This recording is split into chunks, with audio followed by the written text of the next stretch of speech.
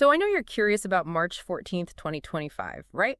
Well, we found this article, and it's pretty wild. Oh, yeah. It's from this Hungarian spiritual website, Spiritan magazine.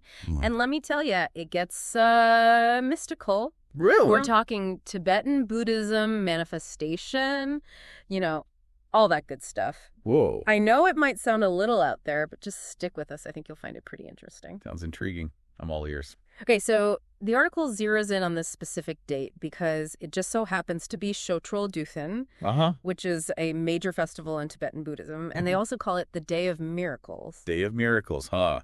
That definitely piques my interest. Right. I was hooked right away. So tell me, what's it all about?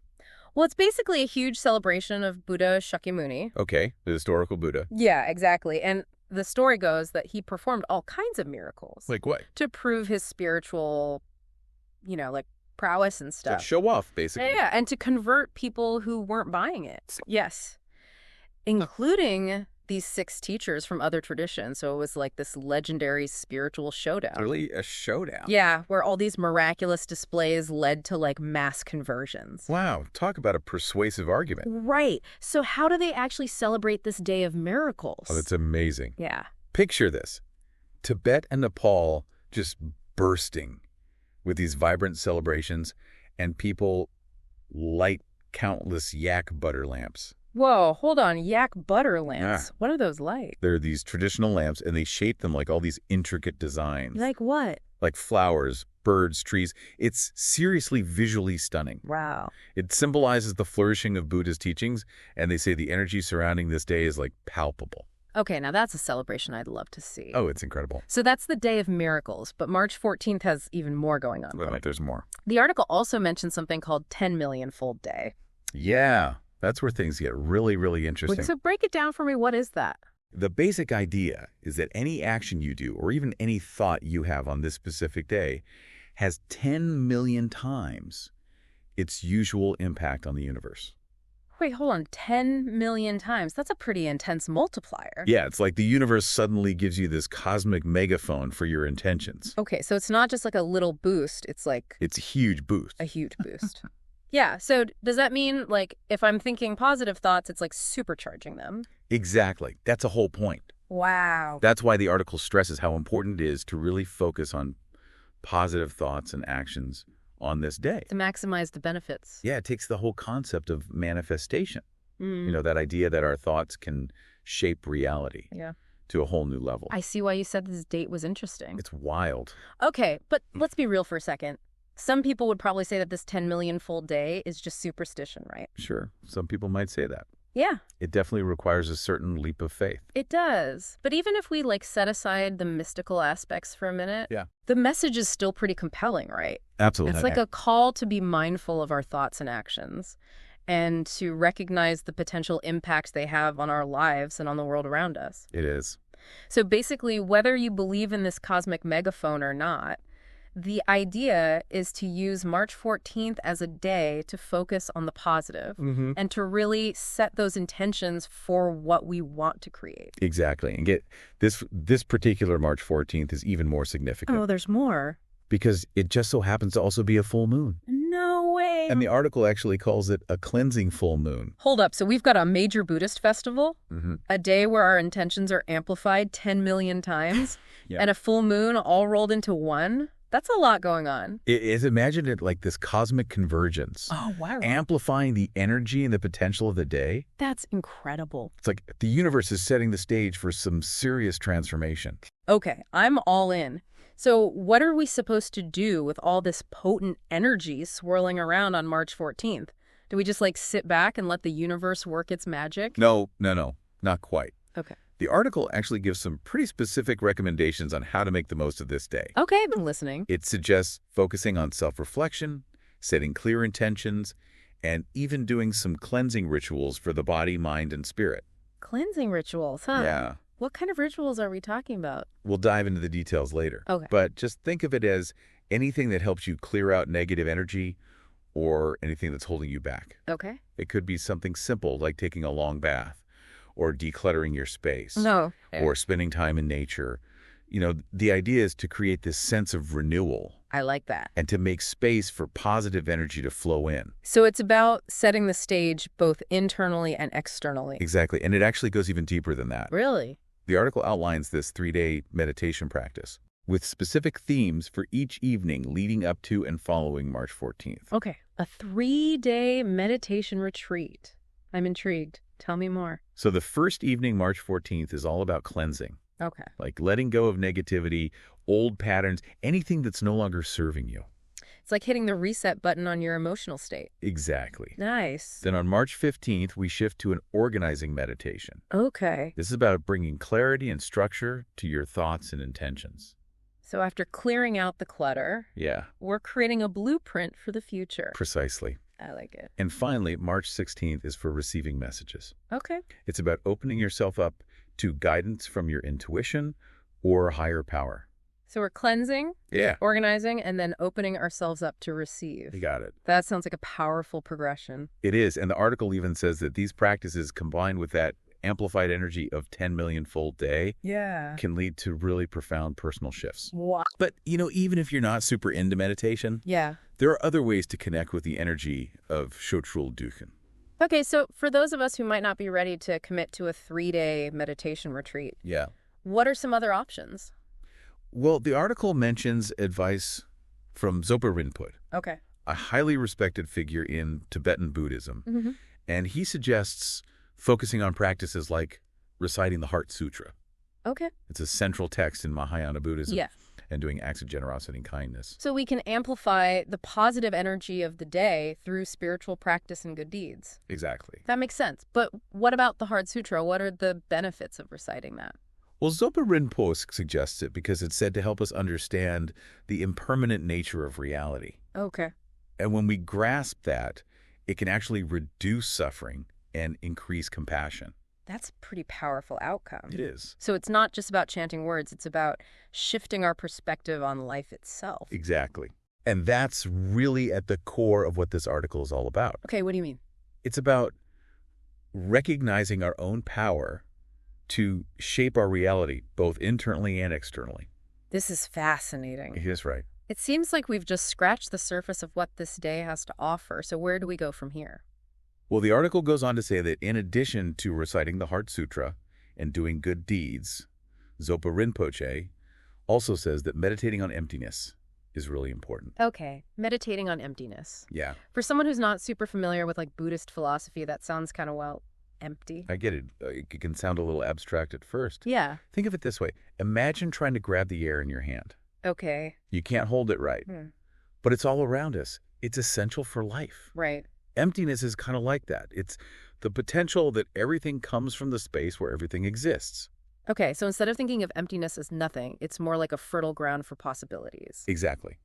And meditating on that can help us detach from all these rigid ideas we have. And open ourselves up to new ways of seeing the world. So it's a way of letting go of all those preconceived notions and embracing the unknown. Yeah. That could be really powerful, especially on a day like March 14th. Absolutely. And, it's interesting how we started with a simple date, March 14th, 2025. Right. And now we're exploring these profound concepts from Tibetan Buddhism. It is kind of wild. It really shows how even ordinary days can have this extraordinary potential hidden inside them. It does. And what's cool is that even though this article is rooted in Tibetan Buddhism, Yeah. a lot of these ideas, they resonate with more secular approaches to personal growth and mindfulness. Definitely. It's like these ancient wisdom traditions are connecting with modern self-development practices. Exactly. So even if someone isn't really into Tibetan Buddhism or doesn't want to recite the Heart Sutra, there's still a lot they can take away from this. Right. Absolutely. The core message of Shotrul Duchen, 10 millionfold day, even the full moon, it's all about being intentional, recognizing that we're all interconnected, and making choices that align with our values. It's not just about this one day. It's about applying these principles to our everyday lives. Exactly. And bringing that 10 millionfold mindset to everything we do. I like that. But I'm curious about this whole hierarchical balance thing that the article talks about. Yeah. What does that even mean, and how does it fit into all of this? It's a great question. Think of it like a balanced meal. Okay. You need a bit of everything protein, carbs, fats to be healthy, Yeah. right? Yeah. Hierarchical balance is kind of like that. It's about integrating our emotions, our reason, and our intuition. So no one part is taking over. So it's not about ignoring our emotions or pushing down our intuition. It's about finding that harmony between all parts of ourselves. Exactly. And when we achieve that balance, we can navigate all the ups and downs of life so much better. And make choices that are true to ourselves. Okay, that makes sense. But can we circle back to those cleansing rituals for a second? Sure. The article was a little vague on the specifics. Yeah. What are some things people can actually do to clear out that negative energy and get ready for this powerful day? Well, like I said before, it can be simple things like taking a bath, decluttering your space. Yeah. But it can also be more specific practices depending what you believe. Yeah. Some people might do a smudging ceremony with sage or Palo Santo. Oh, okay. Others might focus on forgiveness practices or journaling to release negativity. So it's about finding what feels right for you and making it your own. Exactly. And the key is to do these rituals with intention. Really focus on the energy you want to bring in and the changes you want to make. It's like a spring cleaning for the soul. I love that analogy. Yeah. And just like spring cleaning, it's about creating a fresh start, a sense of renewal. Clearing out the old, making space for the new, and setting those intentions. You got it. And all these events converging on March 14th, this Schutrel Duchen 10 Millionfold Day and the full moon, they create this incredibly potent energy field for transformation. Okay, so speaking of potent energy, the article also mentioned this 3-evening meditation practice to really harness the power of this day. Can we go over that in a little more detail? Sure. So the first evening, March 14th, is dedicated to a cleansing meditation. Okay. You're letting go of all that negativity, any limiting beliefs, past hurts, anything that might be holding you back. Hitting the reset button. Exactly. Then on March 15th, we move into an organizing meditation. Okay. This is about getting clear about your thoughts and intentions and bringing some structure to them. So after clearing out the clutter, we're making a plan for the future. Precisely. And then finally, on March 16th, we have the message receiving meditation. This is where you open yourself up to guidance and insights, whether it's from your intuition, your higher self, the universe, whatever that means to you. So cleanse, organize, then open yourself up to receive. I like that. And remember, you can adapt these themes into other practices that work for you. Oh, okay. Like journaling, creative visualization, spending time in nature. All of those can be ways to tap into the energy of these 3 evenings. So even if someone is totally new to all of this, they can still participate and connect with the energy of this special day. Absolutely. There's no right or wrong way to do this. The most important thing is to be open and willing to explore. I like that. So to recap, March 14th, 2025 is shaping up to be a pretty big day. It is. We have the Schutrel Duchen 10 Millionfold Day and a full moon, all happening at the same time, all amplifying the energy and potential for transformation. Exactly. And the article gives us all these ways to harness that energy, from reciting the Heart Sutra and doing good deeds to trying out these meditations and creating our own cleansing rituals. It's amazing how much we've uncovered just by looking at this one date and the ideas around it. It is.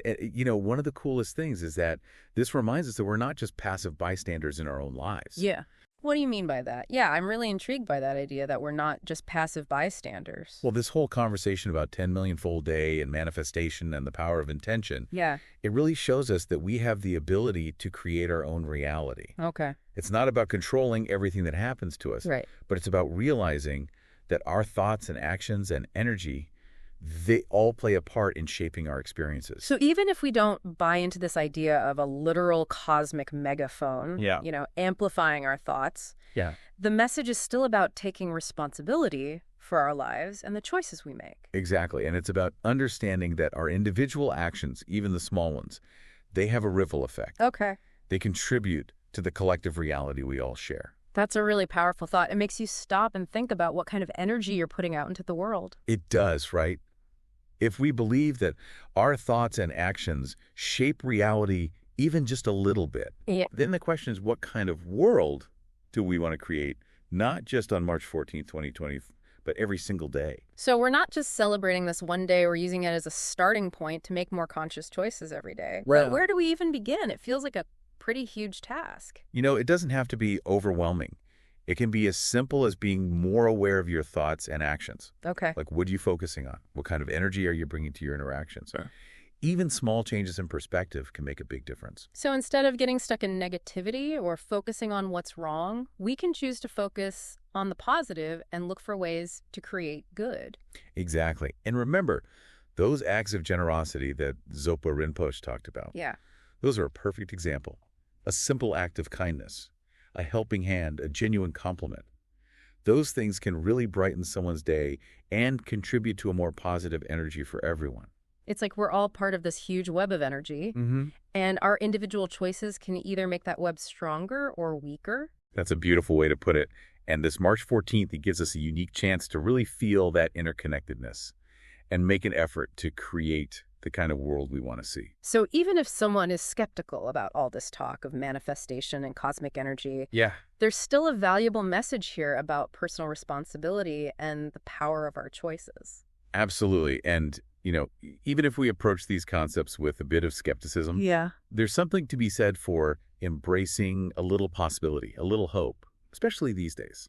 I think you're right. It's not about blindly believing everything we read. Yeah. But it's about being open to new ideas, exploring different perspectives, and seeing what resonates with us. Exactly. And who knows, maybe by embracing that 10 millionfold mindset, even if we don't fully understand it, we might surprise ourselves with what we can create. Well, this deep dive into March 14th, 2025 has been quite a journey. It has. We've explored Tibetan Buddhism and the concept of manifestation and all these profound ideas about intention and our ability to shape reality. It's been amazing, and hopefully we've given you some things to think about, some new perspectives, and maybe even a little inspiration to approach this day and every day with a sense of possibility.